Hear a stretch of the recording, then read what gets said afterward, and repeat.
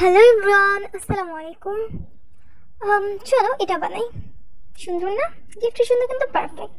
ওকে, এটা বানানোর জন্য আমাদের প্রথমেই লাগবে একটা কার্ডবোর্ড অ্যান্ড লাগবে একটা পেপার। আপনার চাইলে এখানে কালার পেপার নিতে পারেন, বাট আমার কাছে সাদা কালারটাই ভালো লেগেছে। তো এখন কার্ডবোর্ডটাকে পেপার সঙ্গে আঠা দিয়ে লাগিয়ে দিতে হবে। এই যে আমার লাগানো হয়ে গেছে। এখন বাকি যে অংশটা আছে এটাকে আঠা দিয়ে লাগাতে হবে।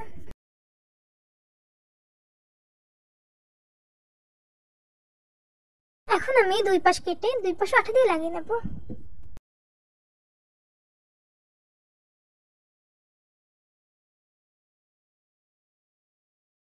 এই যে আমার লাগানো শেষ। এখন আমার সেম সাইজের দুইটা পেপার লাগবে। একটাকে আমি আঠা দিয়ে এটার সাথে লাগিয়ে নেব।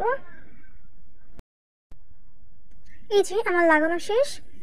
এখন যে অন্য কাগজটা আছে, এখন এই কাগজটাকে আমি ভিডিওতে যেভাবে দেখাচ্ছি ঠিক এভাবে কেটে নিতে হবে।